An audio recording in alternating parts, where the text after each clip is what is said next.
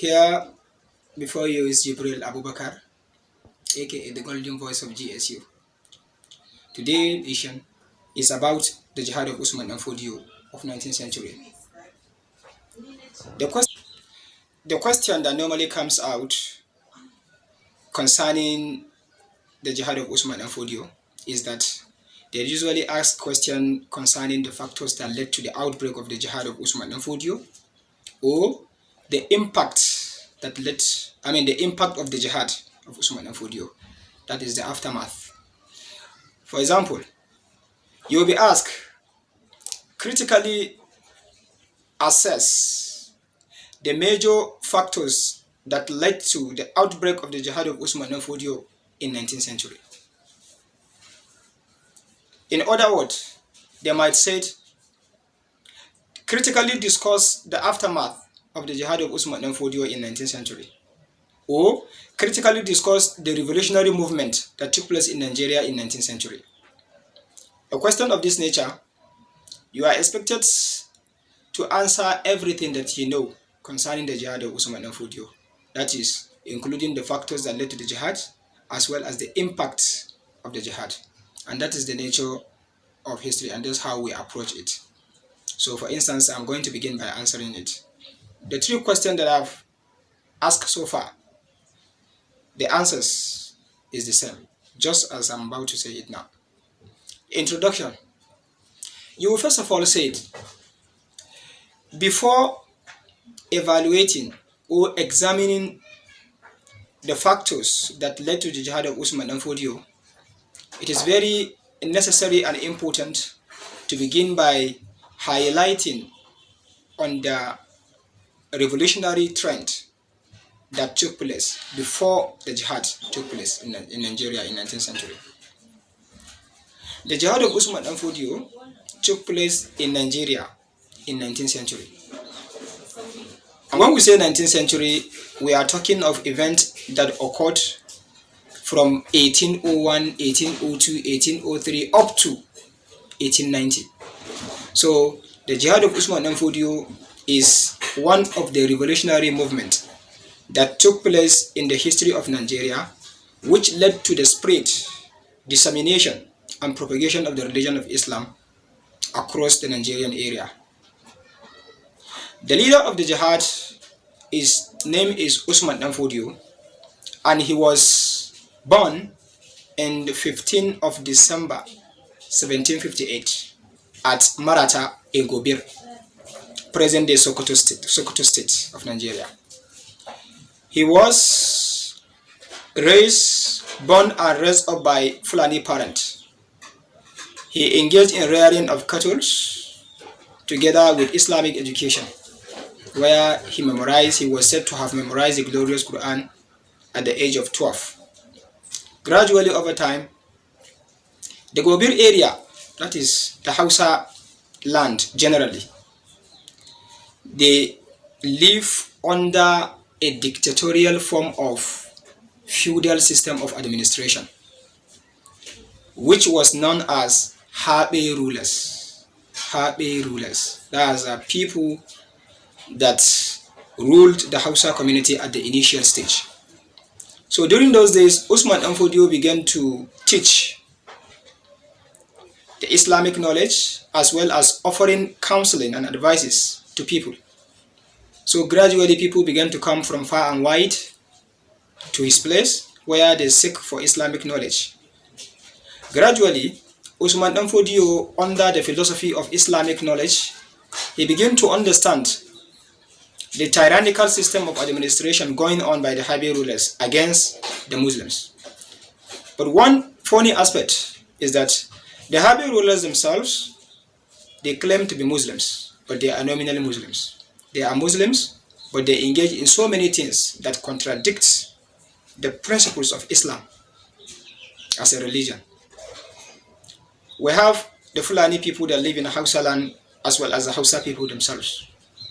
So upon seeing the growing number of followers coming to Usman Dan Fodio in search of knowledge, then the then leader of Hausa, that is one of the Habe ruler, that is, his name is Bawa Jangorzo, This leader, Bawa Jangorzo, is a ruler of the Hausa community in those days, who he began to notice the growing number of the followers of Usman Dan Fodio, and he began to experience it or see it as a threat to his power and authority.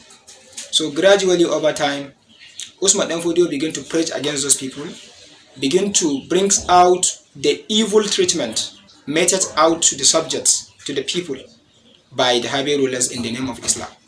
For example, the rulers laid down some policies and programs which are directly un-Islamic. For example, they impose illegal tax on the people. According to one scholar, he said they impose tax on utensils, things like spoon that women use at home, pestle, mortar, bed, everything that you own at home. Those days in Hausa community, they pay tax on it in the name of Islam. Again, when someone, a person or a father died in those days, the properties of the deceased family will be confiscated by the leader. That is the kind of treatment, exploitation that is going on in a different form in the Hausa society. Those rulers, they claim to be Muslims, but they engage themselves in syncretism. That is, they divide two things, which is shirk in Islam, combination of worshipping God and worshipping other deity. They believe with Bori, Iskoki, and so on and so forth, which are all un-Islamic. So Usman Dan Fodio began to preach against this kind of devilish activities going on, perpetrated by the Habib rulers. So as a result of this, they began to view Usman Dan Fodio as a threat. Bawa Jangorzo in those days, he called Usman Dan Fodio. He laid down some rules which tend to limit the preaching power of Usman Dan Fodio against people. Because the Usman Dan Fodio, as a revolutionarist, he is created awareness and consciousness to the people. He wisened the attention and the understanding of the people to see the evil treatment of those leaders. So thereafter, Bawa Jangorzo died.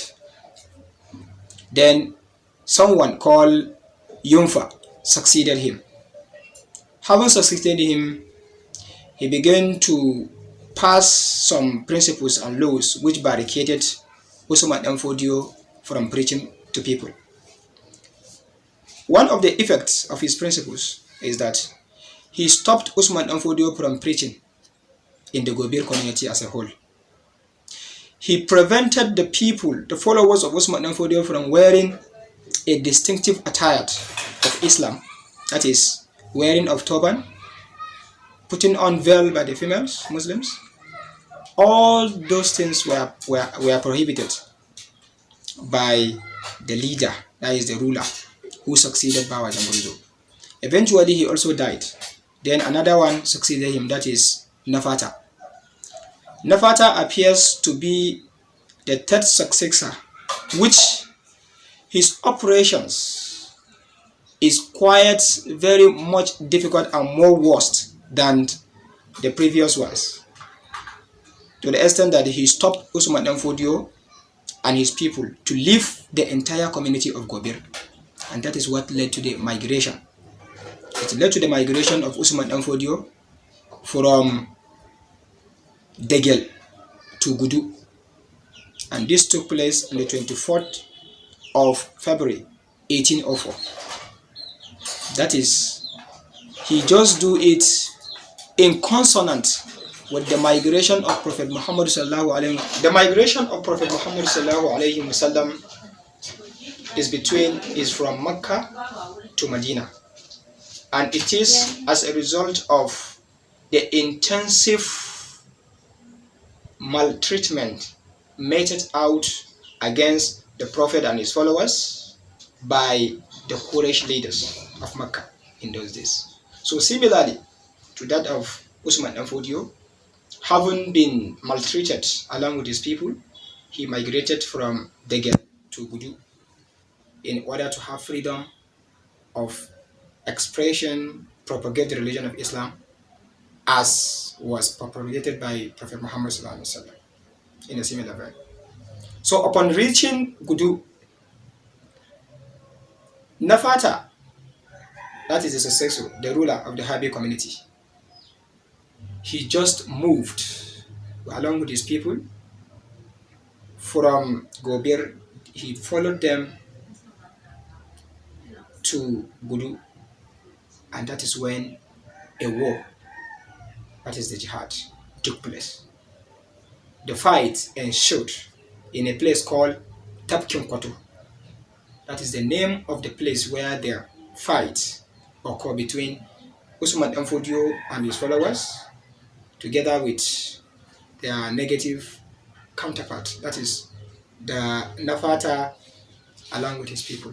So fortunately, Usman Dan Fodio and the people appear victor over the Nafata. Then onward, Usman Dan Fodio and his followers penetrated into the interior of Hausa community, that is Gobir, and they fought against the entire Habi rulers and they defeated them.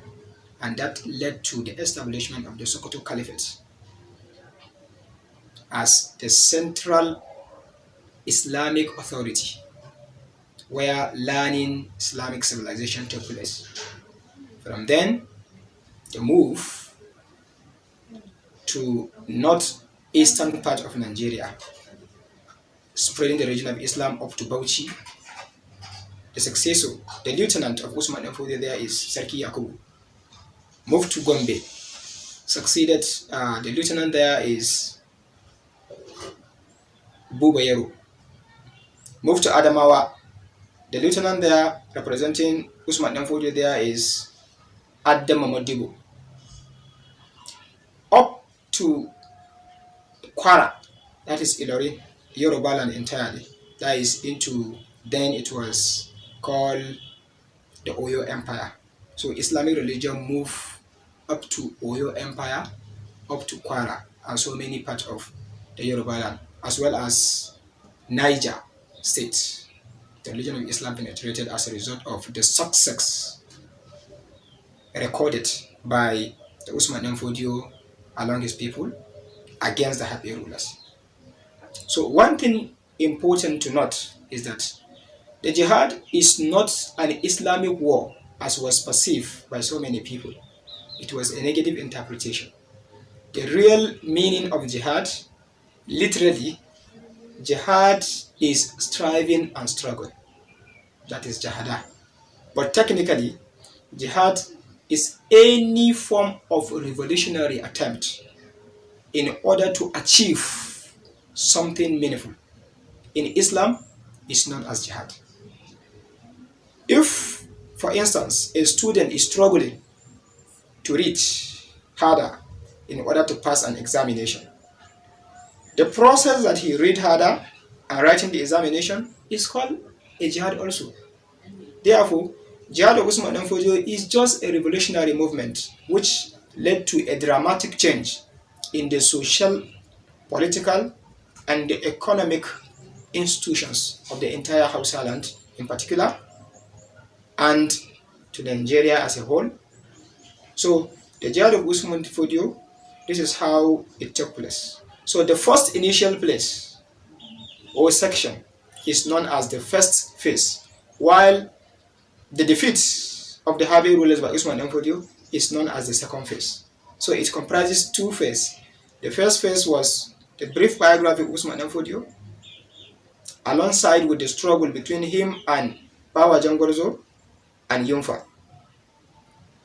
Then the final phase is the fight between him and the third successor of the Habi community, Habi rulers, and leading to the defeat of the Habi in totality. This is entirely the process, transitional process of the fight or the revolution that took place in the Hausa community, mainly by Usman Dan Fodio and his people against the Habe rulers. And we are going to stop at this juncture. In our next class, to the best of my ability, I will be able to explain the factors that led to the Jihad of Usman Dan Fodio, although it featured briefly in my discussion. In our next class, I will be outlining the major causes of the Jihad of Usman Dan Fodio with their explanation, as well as the aftermath, the consequences, the result, the advantage of the Jihad of Usman Dan Fodio in 19th century with their explanation. Thank you for listening and watching. Keep subscribing, like and share Campus Tutorial.